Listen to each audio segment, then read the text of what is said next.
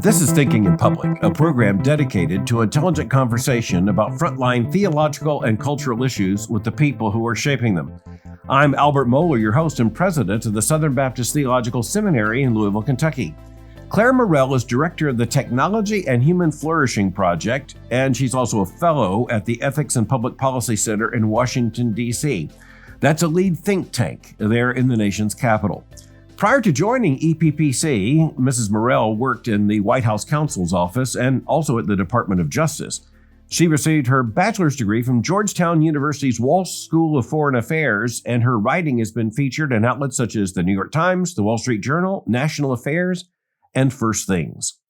She frequently consults with legislators on technology policy and has helped draft legislation to protect children online. It is her new book, The Tech Exit, a practical guide for freeing kids and teens from smartphones, that is the topic of our conversation today. Clare Morell, welcome to Thinking in Public. Thank you so much for having me, Dr. Mohler. I don't think many people these days would ask how timely a book like this might be. We have an explosion of data coming in. I talk about much of this just week by week on the briefing and address them in other ways. I just did a podcast, a special edition podcast on the issue of sextortion and young men and boys. All of a sudden, I think there's the realization we're not looking at some kind of warning about some crisis in the future. The crisis is right here. Yes, that's right.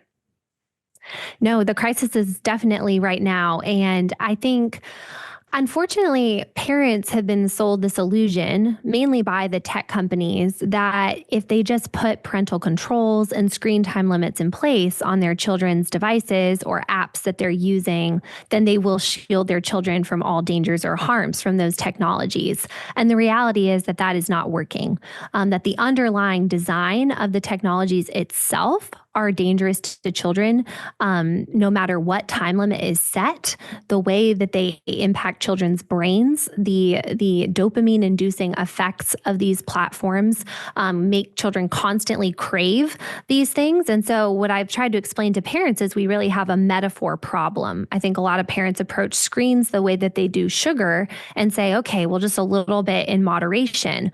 But that metaphor is not accurate. These technologies act on the brain more like a highly addictive drug, more like digital fentanyl. And so by their design, they can't be moderated. These things are harmful for children's development, particularly in these ages of their prime periods of development for their brain are being hijacked then by these technologies. And so there's both a design problem underlying the technologies, and then there's also the content, which I think, you were alluding to with the sextortion schemes, the kinds of people that are reaching out to children through these technologies and the kinds of content they're coming across. And I think parents think parental controls will just kind of filter those things out or protect them from strangers. But even those fall far short of the problem, so they're not, it is a crisis. And I just want parents to be aware that the solutions they think they're using are not delivering on their promise. So I think that's one of the key issues in your book. And so I want to talk about the data. I want to look at that squarely. But one of the problems is that you really do have platforms taking advantage of this. So this isn't an accident. Their business model and the technology itself is built upon more and more eye time, more and more conscious time. And so parents can think they're somehow, resolving this issue. And you're arguing that they're just fooling themselves. Yes, precisely what you said. The tech companies, their business model is to sell data and time and attention to advertisers. And so they may advertise certain parental control settings, but they're meaningless because they're doing nothing to change that underlying business model, which is they want your child to spend as much of their time on the platform as possible. And so they may let you adjust some of the settings for privacy purposes or set, as I said, some screen time limits.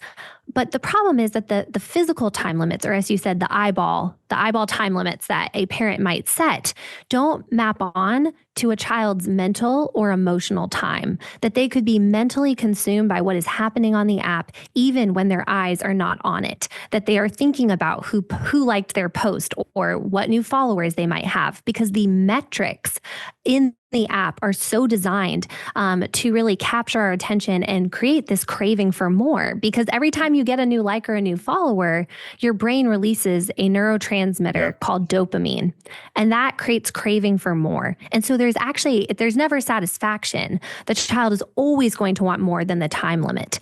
So it's an inherent problem in the design itself. I have a great dislike for a lot of this, and I see around me, and I don't just mean among children and teenagers and young adults. I mean, I see around me too many fully grown people whose highs and lows and yeses and nos, are likes and dislikes are too much tied to social media. They can't tear themselves away from it. That's the frame of reference they fear, and that's where they get their excitement. That's something new in human history. It's not that there has never been an external threat to, say, a childhood or adolescence or to the family. I can remember the 20th century, the arrival of television was something of grave concern to a lot of Christians, as they were saying, look, what's happening to our children's brains looking at too much television. And so in the 1970s, I can remember that there were warnings from medical authorities that, children at too young an age spending too much time in front of a screen, that they're not showing up where they should be in reading. They're not showing up where they should be in conversation ability. That was the biggest thing in the 70s, was children with too much of that kind of screen time. They had a conversational deficit that, by the way, is very hard to make up. But now we're putting that not just in the living room, where parents actually could control it a lot. It wasn't like the kid could sneak around them while they're in the room. But now we're talking about an exponential explosion of that problem.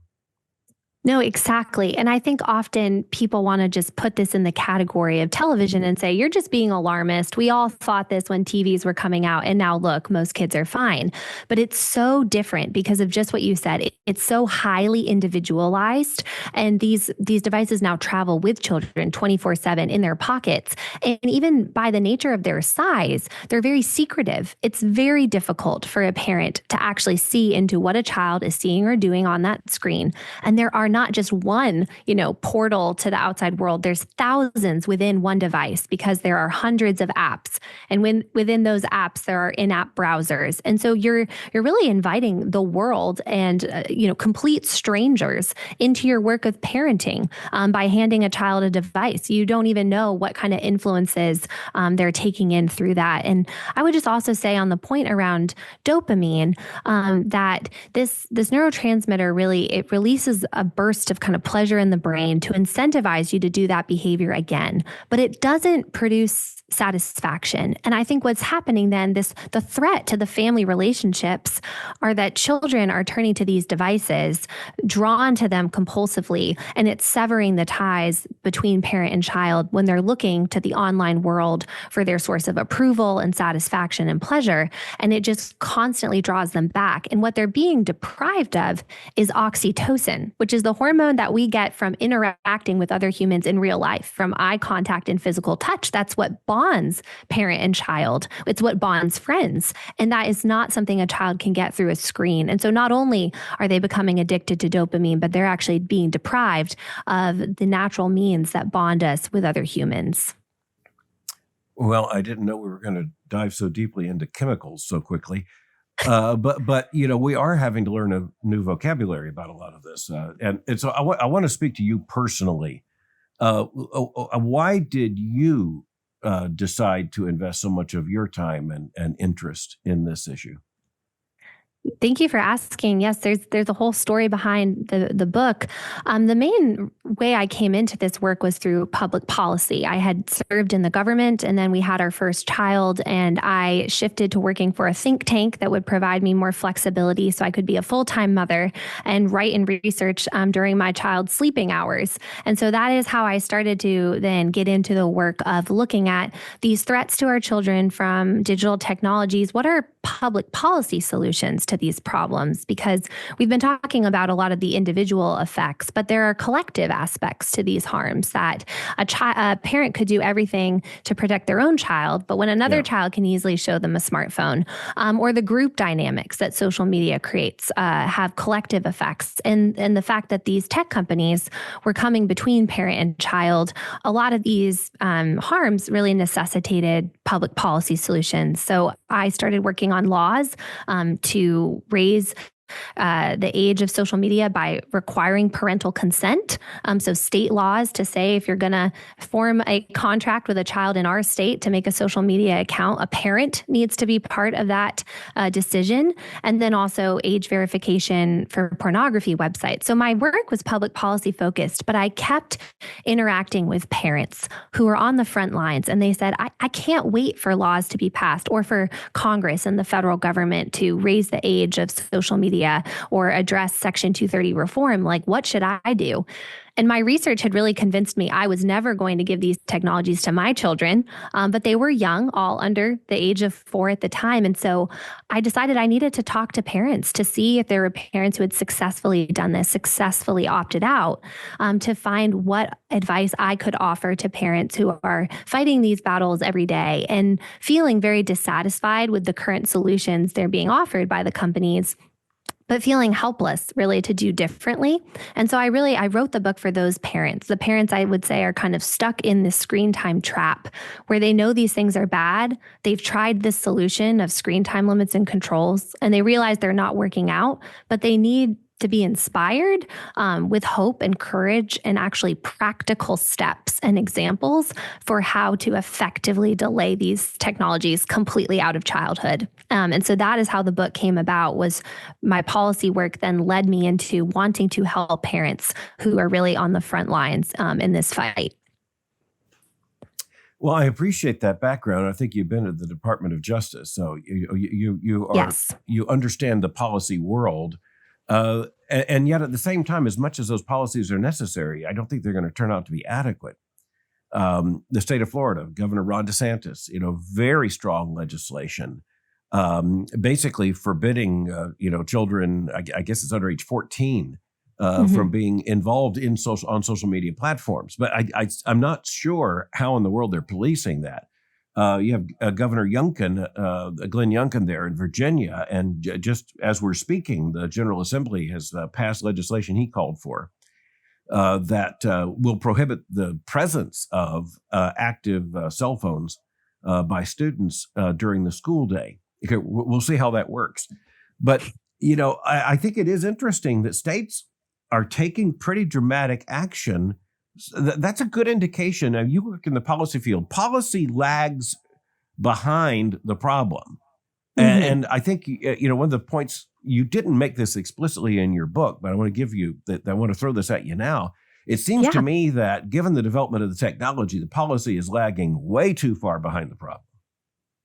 Yes. And that, I think, is inherent, as you kind of mentioned in the policy process, is that, especially in the United States, I think that we're not trying to over-regulate technologies or other industries. And so we've often really left that kind of accountability structure to the courts process through litigation, that if a consumer then is harmed by a product, they bring a lawsuit.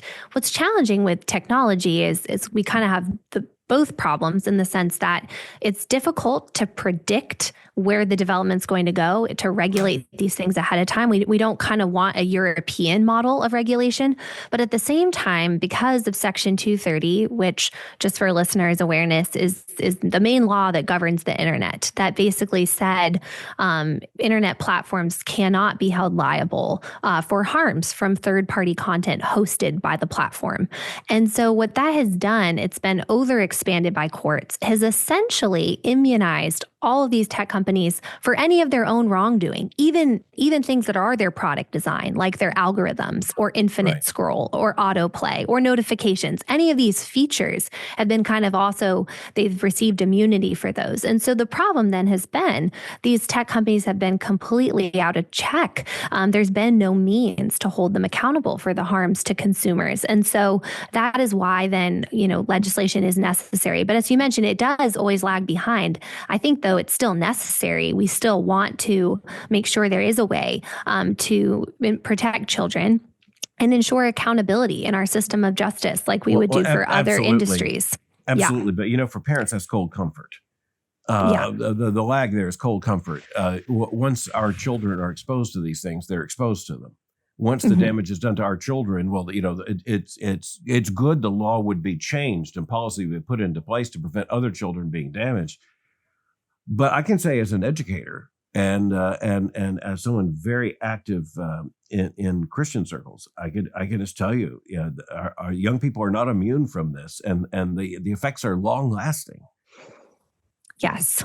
No, and so that's why I wrote the book, right? I feel like I wanted to continue to do my policy work, but at the same time, you're right. Parents are the ones on the front lines, and these decisions are actually, they have long-term consequences. And I think parents understanding that it is actually stunting children's brain development in really critical ways. So I know we've been dipping into a lot of scientific terms, but just really the reality is it is stunting children's ability to develop comprehension and focus and attention, which they need to be successful in life. And on a most fundamental level, these technologies feed up endless and constant entertainment to children, and it undermines their ability to develop self-control. And I think any parent will realize that the most important thing that they are trying to teach their child is self-control, that it is the foundation or cornerstone of all other virtues or moral formation, that they need to learn to not act on all their impulses. And so I think that the screen, by its nature,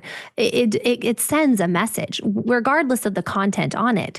The medium is the message. And the message is that life is for entertainment. It's for you. It's for your own pleasure. It's not for loving God or loving others. It's not what the message the screen is sending. And that you can just be endlessly entertained. And that is the way then they cope. They turn kind of in any type of distress. It's just the screen, and they're not developing an ability to regulate their own emotions or exercise self-control. And so it is dire that parents need to do everything they can to protect childhood because it is critical. It's the foundation for their success and flourishing as adults. I want to separate two issues here, and they're artificially separated, but for the course of our conversation here for a few minutes. So issue number one is the technology of the digital age with screens in hand. That's problem one. Problem two is social media on those platforms, and the effects of social media. And so I think you inevitably kind of blend these things together. And in your research, you do a very good job of addressing both of those issues. But I want to, if we can, clinically separate them for just a bit. So let's talk about the problem of the technology of the screen, and then we'll turn to social media. What is the problem with the technology of the screen? Yeah, so I think, as I was saying, there's many problems, but I think on a fundamental level, it's detrimental for children's brains. The hyperactivity and the constant changing of entertainment really shortens children's attention spans, and it can actually overstimulate a child's developing nervous system. In fact, in some cases, doctors have said that they see children for symptoms of things like ADHD or autism. And when they do a screen detox and just completely take screens away, and we're not even talking about social media, just interactive tablets, video games, that the symptoms go away entirely, or in children who do actually have an underlying disorder, significantly reduce. And so that's to say that screens are actually mimicking and having the effects of certain psychological disorders just because they're overstimulating a child's developing nervous system. I was in a restaurant with my wife the other day, and we see this often, but this was just an egregious case. We had parents at a table. This is a nice sit-down restaurant. The table next to us, parents with 3 young children. Every single one of them had a flat screen in front of them. The oldest one, I think, may have been first grade, the others younger. But they were absolutely each glued to a screen. There's no conversation in the entire meal. The mother and the father had conversation with the other, but it was like the children weren't there. It was like an Orwellian scene of dystopia in which these children are just being mind drugged so that they're nibbling on their snacks and leaving the parents alone. I mean, it's more sinister than just there's an attraction to it. There's something deeper going on here. No, definitely. And I've tried to explain this, there's so many layers to the problem. And so getting down to even that next layer is the opportunity cost. Like what isn't happening that should be happening in a child's development because they're turning to a screen. And this kind of parenting by screen means a parent is not engaging them in conversation, is not forming those connections, or even teaching them about the world around them. And it is training them to just expect entertainment, that there is no actually space for solitude or silence or contemplation, which is really important in just critical thinking skills. We have to be able to actually reflect. And so I think that the things that are being taken away by the screens are some of the most foundational aspects of what it means to flourish as a human being in the way that God created us and designed our minds and our bodies to work. Yeah, there's something just very sad about childhood transferred to attention to a screen. Children, especially, say preschool children, they desperately need supervision, of course, but they need a lot of attention. They need a lot of eye contact. They need a lot of verbal experience.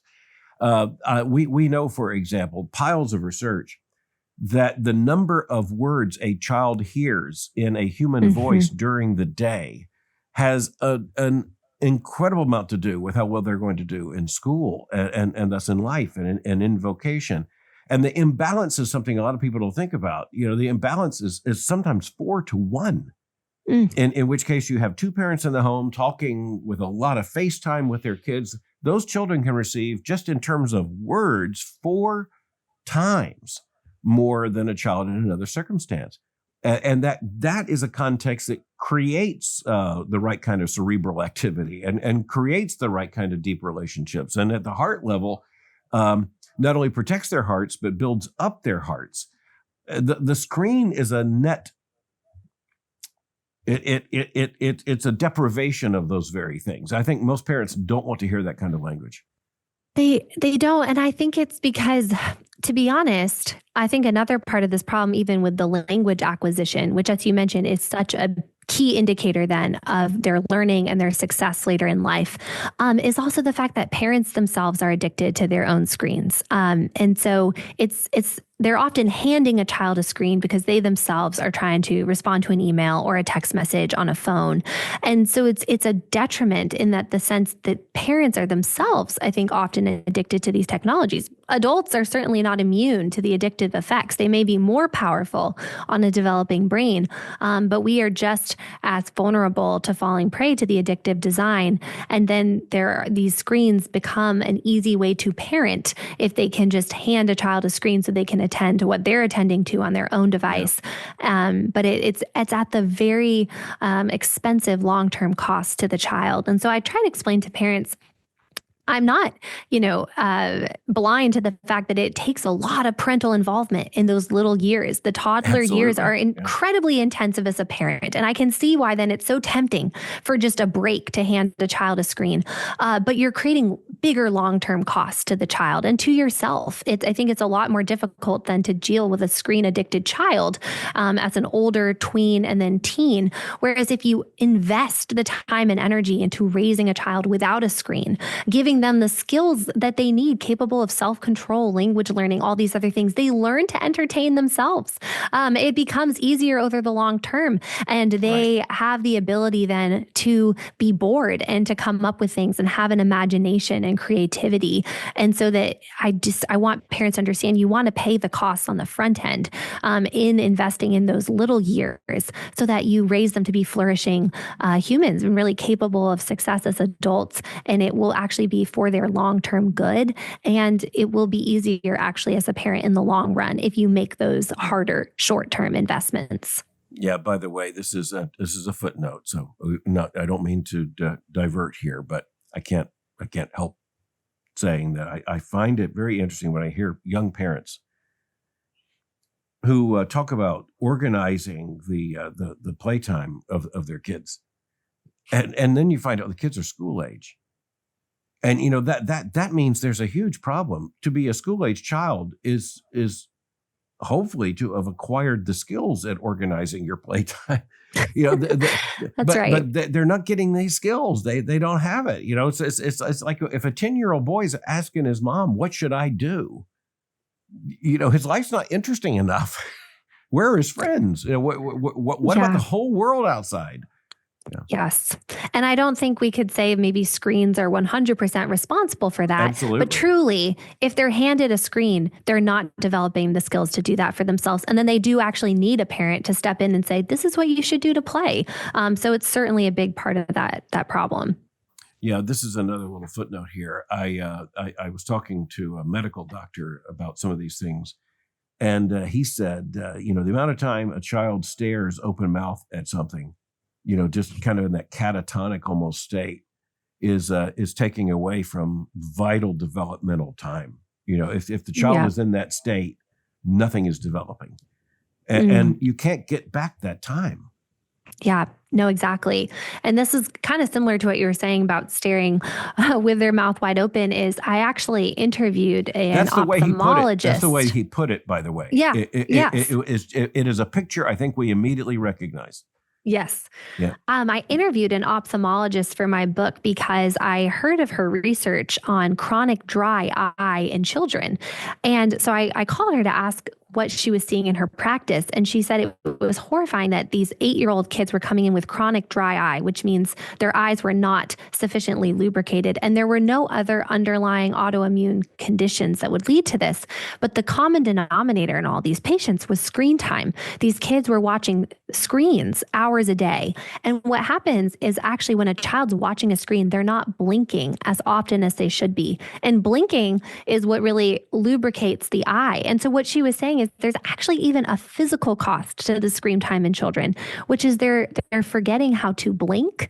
And then a symptom that you would typically see in like an 80-year-old adult, we're seeing in 8-year-old children. And what happens is when those glands that lubricate the eye dry up by the lack of blinking, you don't get them back. And so these now 8-year-old children will be dealing with chronic dry eye the rest of their life. And if they're not attentive to it, it can lead to blindness. And that was a wake-up call to me that it's not even just these mental effects we're talking about, but it's physically degrading children's bodies to be staring at screens this much every day. Well, the doctor was making the point with me that with the open mouth stare at the TV, there's a slowdown of respiration. Interesting. Which I think is correlated with this. It's just not good. But that could have been true about television. It was. I think going back to the 60s and the 70s, 80s, I think people were concerned about that with television, and we kind of had prophetic warnings about the television as an alternative parent. Extremely inadequate to say the least. And when you did have the development of, say, the smartphone and digital media, flat screens, iPads, that sort of thing, it was the same, only different. Because you have an infinite choice now, and it's. I realize mathematically it's not actually infinite, but for practical purposes, close it's to it, infinite. it is. Yeah, for practical purposes, it's infinite. But then you add social media. So this is the thing that I have to tell you. I've been involved in this space, as they say now, for so long, and I did not see this coming. And I even 5 or 6 years ago, I don't think we saw some of what now marks the danger of the social media environment so present. So go at that. You have a tremendous amount of very well analyzed research in this book on the particular dangers of social media to children and teenagers. Yes. So I think, we've all probably seen a lot of the headline research about the mental health effects in kids that all of a sudden around the time social media became really popular and increasingly addictive with certain metrics, like we're mentioning, like likes and other things, all of a sudden the rates of anxiety, depression, self-harm admissions to hospitals for tween girls between ages 10 to 14, suicide rates among teens, we're talking about children attempting or committing suicide, skyrocketed skyrocketed. And the common denominator, and other researchers have really shown it's not just a correlation, it is causation. They've ruled out other things that you could say would be behind this, mainly because it was worldwide across the developed world, not just the United States, but Europe, Australia, the UK as well. And so it really all correlated with the adoption of social media by tweens and teens. And it makes sense if you look at the way the platforms are set up. It is incentivizing children to hold themselves out to the world of their peers for judgment, for approval.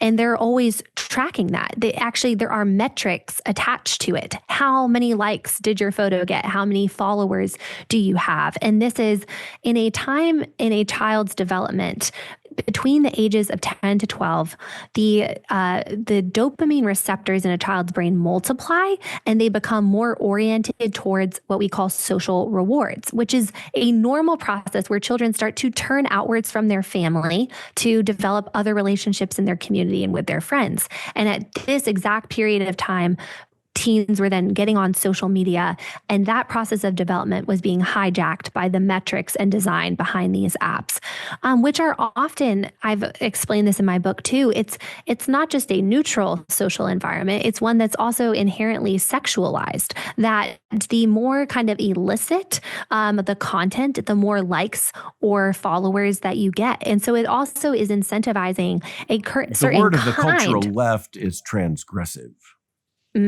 Interesting. The more morally transgressive you are, first of all, the Marxist theory is the more progress you make in desensitizing society.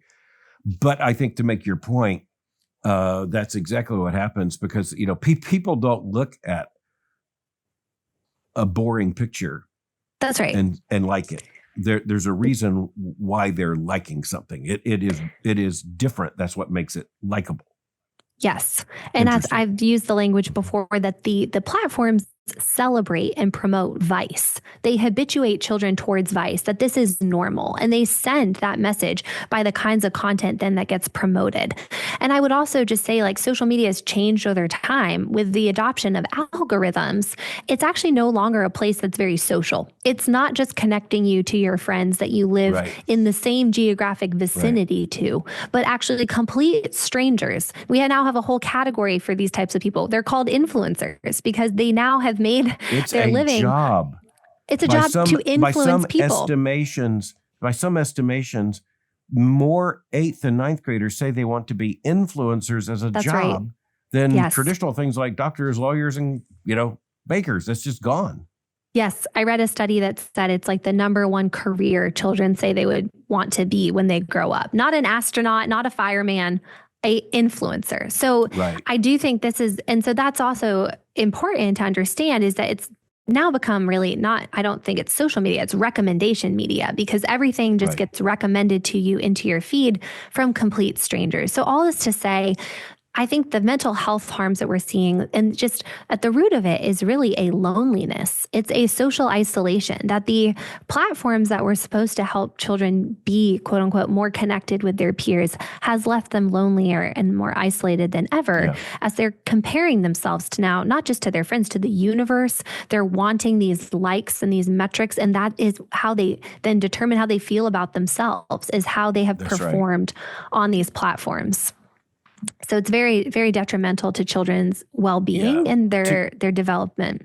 To get at the transgressive kind of nature of all of this, I have a new illustration of a photograph that went viral. And this one is not sexually suggestive, and that's actually going to turn out to be my point. The picture of the egg roll at the White House with the president and the first lady up on the balcony, along with the Easter Bunny. And then the president, and I think someone in the White House needs to probably answer for this. The president was put in the position of offering an official statement about condolence in the death of the Pope. And he's giving a morally serious message. And there is this goofy looking bunny standing beside him. And that picture, just as you indicate right there, that picture went viral. And I used that yesterday to say, if you see a group of 15-year-old boys, somewhere in the hallway, and they're all looking at a phone, they're not looking at the president and the bunny. Yeah. They're Yeah. looking at something else. You have no idea how transgressive this material is. And so I talk to dads, and especially in the context of Christian families, I talk to dads, and I'm shocked about how many dads I think get this and don't do anything about it. Yeah. So Yeah. I'm a father to grandfather. I can't speak of being a mother, but a mother thinking of a daughter or looking at girls in that, I think the vulnerabilities, as I want you to help explain, are different. But Yeah. the transgression is the point. In other words, these social media platforms are only making money because of the spontaneous combustion of transgressive material. No, that's exactly right. That's what their recommendation algorithms pick up. And that's what I was trying to explain. It really preys on our flesh and the kind of base desires that I think Christians are actively aware of and trying to resist. That is what social media is celebrating and promoting and preying on. And so unfortunately, it is communicating to children then. They start to think that this is normal, that the celebration of kind of vice on the platforms, whether that's sexual or violent, or as you just are saying, transgressive, something that is not humane or it is not virtue forming, is what is celebrated. And so that is the kinds of content then they are incentivized to watch, they're incentivized to post. And I read this really sobering report that was in Forbes magazine where this assistant dean of Harvard Law School was trying to explain what TikTok Live looked like, which was a live feature on the TikTok app. And she said it looks like going down the street to a strip club filled with 15-year-olds, where girls were doing things on this platform in order to garner likes and tokens and things from complete strangers online. And so it is not a place I would allow my daughters to be or my sons. And I think you kind of were mentioning for different reasons. I think that girls are incentivized to act sexually suggestive and boys are incentivized to watch sexual material on these platforms. And both are incredibly harmful to their well-being as a human, but also their moral formation, which I think should be paramount to parents in prioritizing. Yeah, I want to shift to that in just a moment. I want to have some at least summarizing thoughts on the danger, particularly of social media. Mm-hmm. One of the key, this is something I'm writing now, so I'm kind of testing it out on you and others. I'm going to argue one of the key issues of adulthood is being able to distinguish between public and private. Yeah. And I think that's actually something you have little children and you have to tell them, we don't talk about that with strangers. It's not appropriate to talk about that with this person. We have a public reality and a private reality. And it's not hypocrisy, it's wisdom to say that there's some things we only talk about inside the family. You can talk to me about that. You can't talk to just anyone about that. Social media exists to obliterate that distinction. Completely. And it may be even worse, Claire. In some sense, it may actually say, no, don't talk to your parents about that. Yes. Talk to me about that. No. And I'm glad you brought this up because I think I've tried to explain to parents that the social media platforms and these influencers come between parent and child. Instead of a child going to a parent with a question, they're going to go to social media and they're going to go to the internet instead. And they're not going to find the answers that you want them to know in those places. They're not, and their worldview is going to be shaped by complete strangers who are not you. And so when you hand this device to your child and you think that you can control it, there's an entire world of people out there who are actively trying to influence your child in ways that you would not want them to. And so that's why the answer in my book is that we need to completely opt out of these things. It is too difficult for a parent to oversee. And that parent-child relationship is the most important thing that needs to be protected, particularly because we recognize that there is parental authority. The left would want to just erase that distinction. They would just say that children should be able to explore who they are, find whatever they want to online, that, parents stand in the way of children truly finding who they are. And we don't ascribe to that. We would say a parent is the person in a child's life who is there put in that position by God to protect that child and to raise them up to be an adult. And so there's a very particular job that we have as parents. And to do that job well, we need to completely remove these technologies because they are actively getting in the way of us doing our job in the way that we are called to do faithfully. And so, yeah, I would just say it is totally erasing the public and private. And children don't understand that distinction. And it's really a parent's job to protect them. And I'll just briefly say, I'm sure you're paying attention to the rise of these AI technologies. I think that the tech exit I'm arguing for has never been more urgent.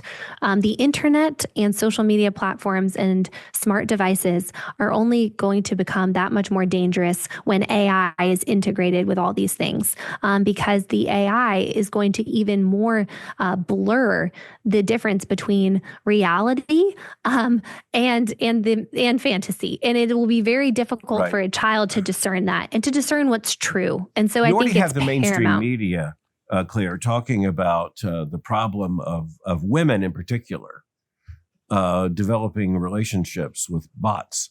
Oh yes, the chat bots.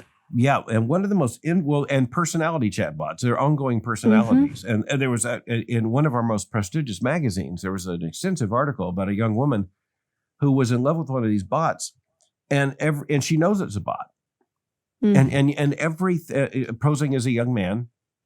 And she knows it's a bot, and it expires every 30 days. And she has to begin it all over again and does it. So, I mean, the seductiveness of this and what's so sad is not just the absence, it's the presence. It's not just the fact that this is a dangerous thing. It's also entrapping an awful lot of people who aren't actually talking to fellow human beings in which what they really yearn for could possibly happen. Yes, exactly. And I'm actually worried from a societal and civilizational standpoint.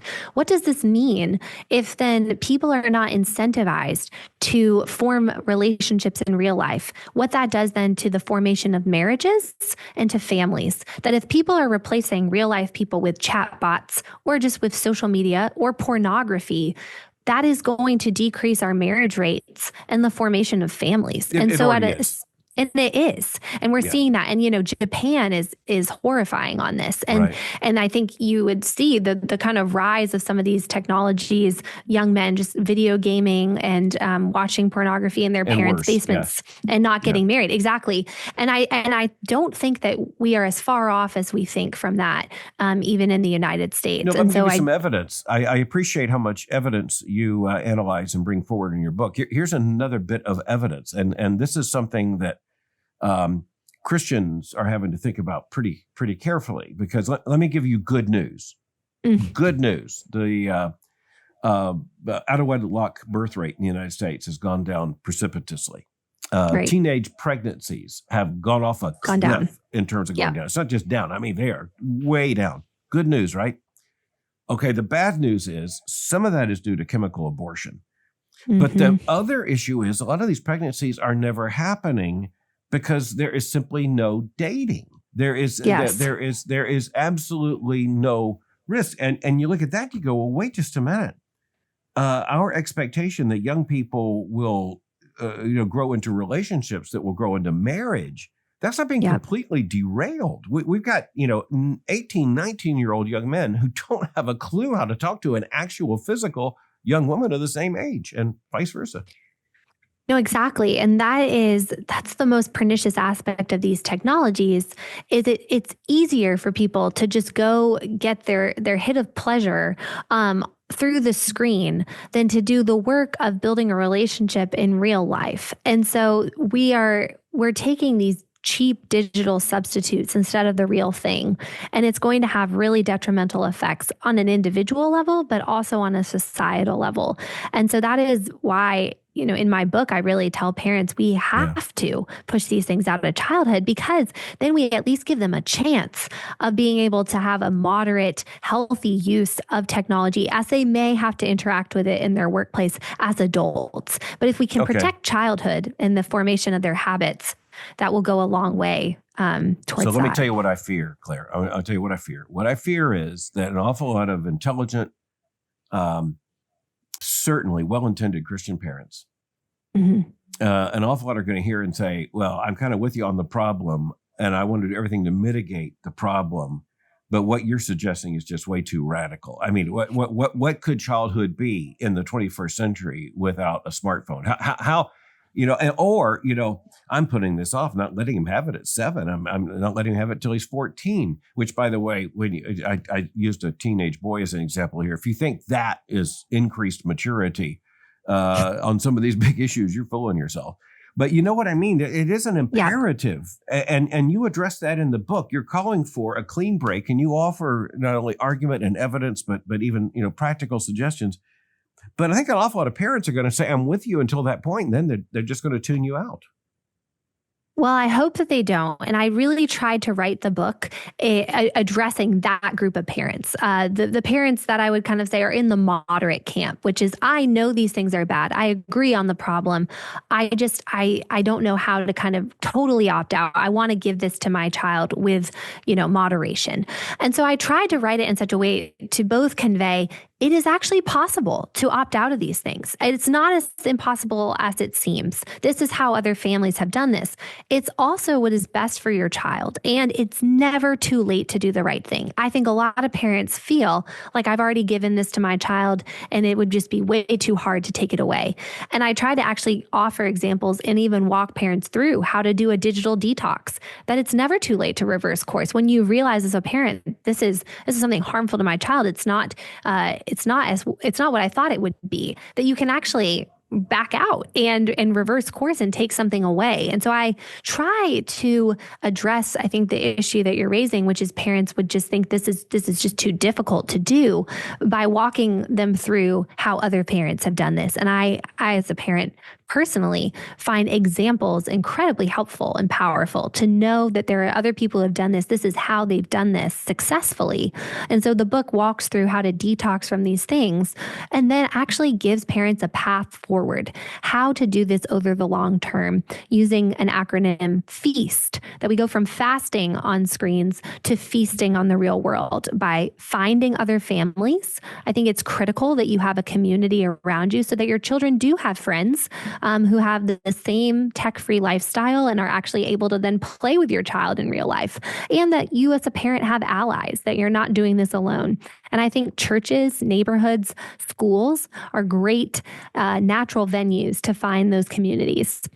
And then you have to educate and explain your reasons to your child. I think if you particularly want to train them to then know how to use and operate technology wisely as an adult, we need to explain these things to our children, educate them on the harms and explain our rationale, and exemplify for them a healthy use of technology. So I just pushing back on the kind of myth of, well, if I don't give it to them, then they're just going to binge on technology when they leave my home when they're 18.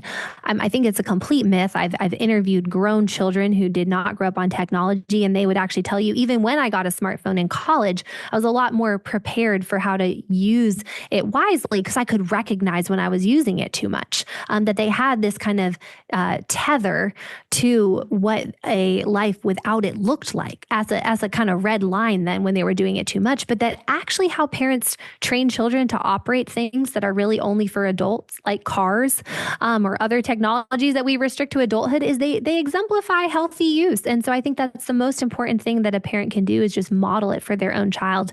And then just briefly, A is adopting alternatives. There are other means of staying in touch with a child than a smartphone, phones that don't have access to the internet or social media.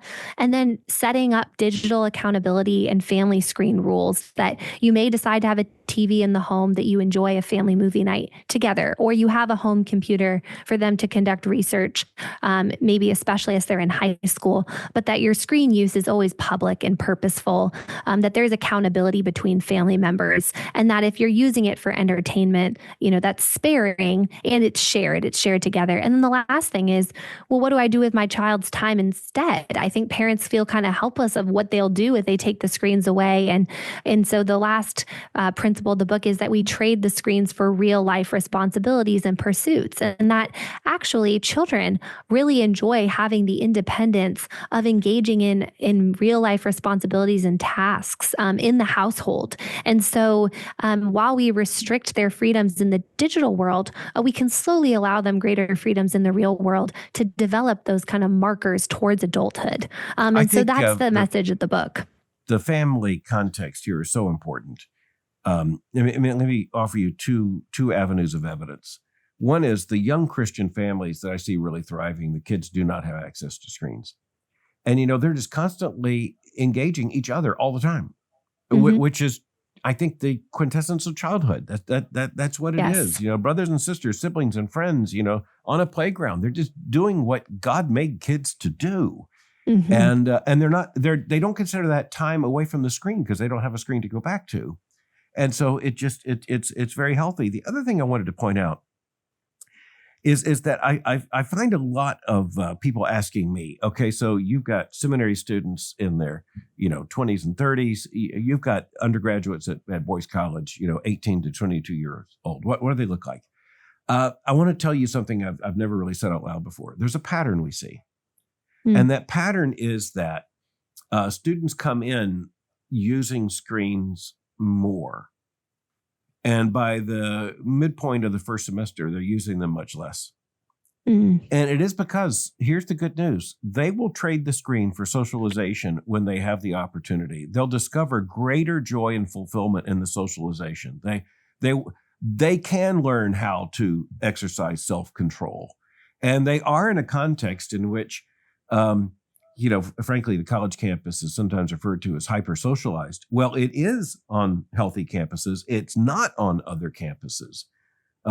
So I just want to offer that. In other words, a word of hope. I see young families who are actually doing this. And I also see, late teenagers, early adults who are demonstrating the fact that they've kind of figured out they don't want to live an online life.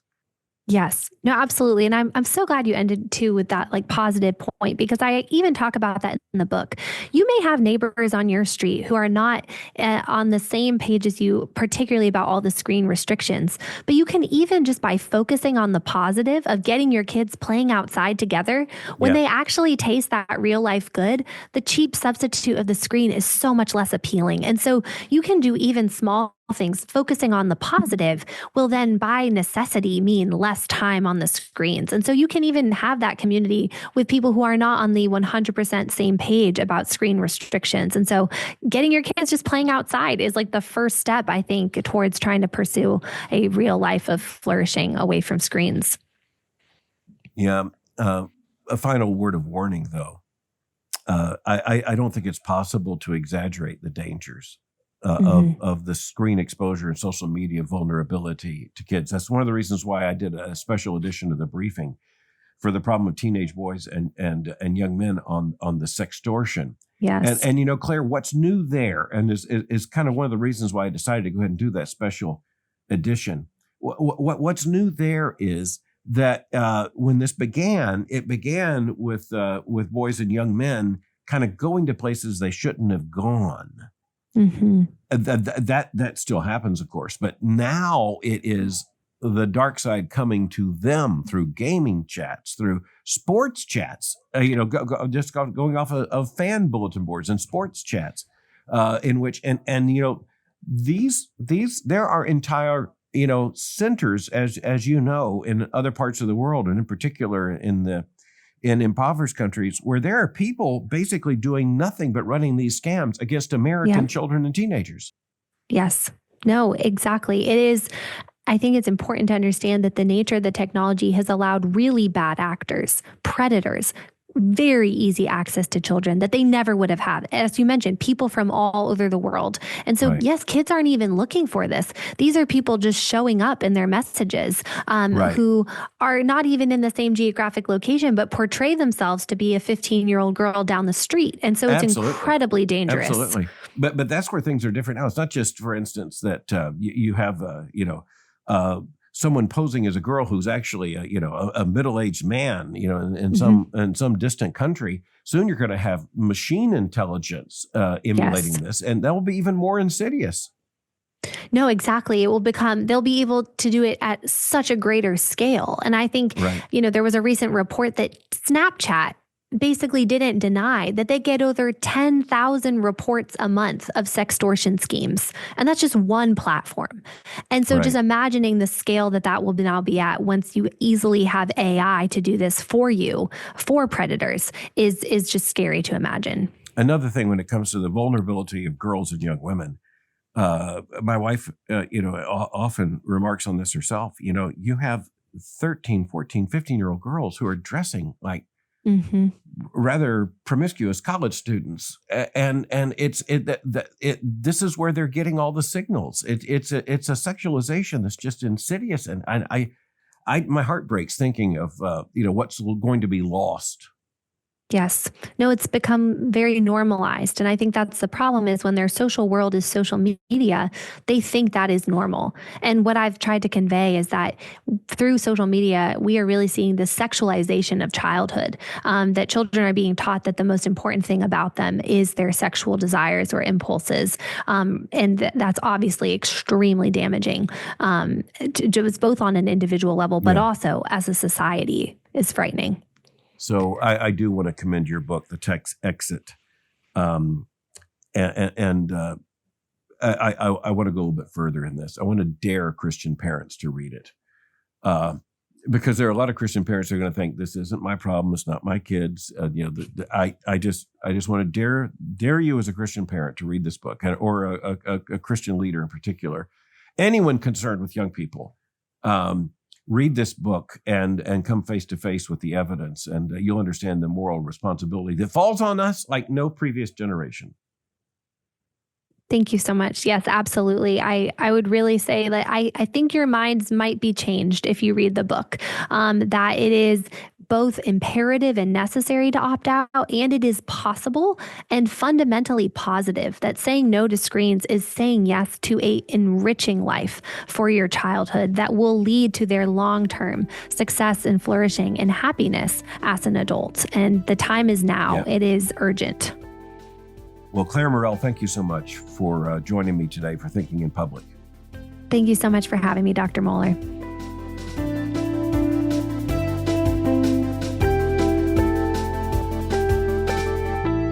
Many thanks to my guest, Clare Morell, for thinking with me today. If you enjoyed today's episode of Thinking in Public, you will find more than 200 of these conversations at albertmohler.com under the tab Thinking in Public.